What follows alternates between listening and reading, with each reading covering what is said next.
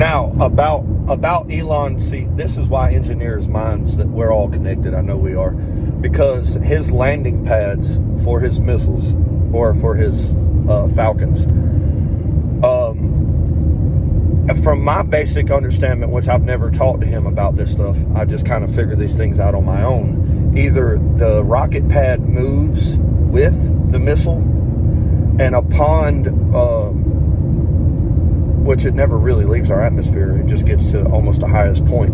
So there's no re-entry point for the missile. But it's got onboard computes that monitor its fall rate and monitor its fall rate.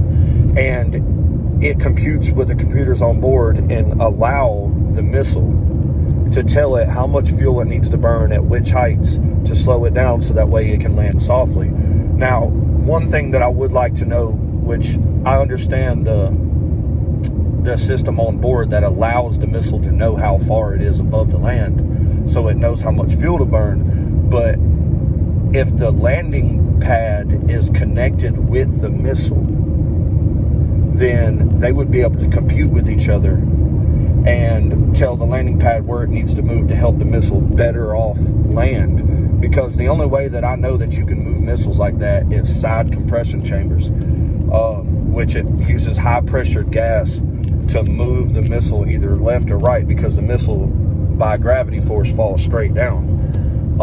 So the landing pad has got to be able to move with the missile unless he uses those side chambers to help the missile move to be able to land on the docket. But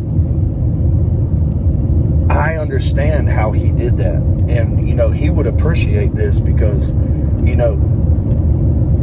I just kind of feel like people that spend years and decades doing research to build these types of things, and then you have someone that comes along that can understand it in 30 minutes without ever talking to you, just looking and with basic knowledge of rocket engineering, I'm able to determine how he's doing it.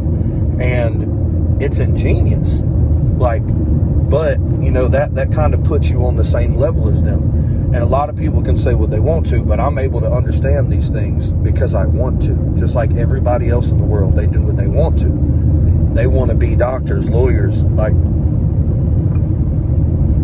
I'm an engineer.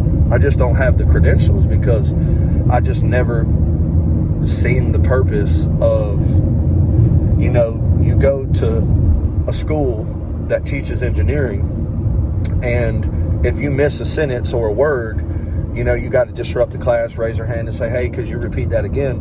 When if you have friends that are rocket scientists, you get one-on-one information, which means you already have somebody that has a PhD in rocket science, and they're able to talk to you without disruption, without confusion. If you are confused, you're one-on-one. It's a whole lot easier to become what you want to become once you have friends that are already what you're trying to achieve.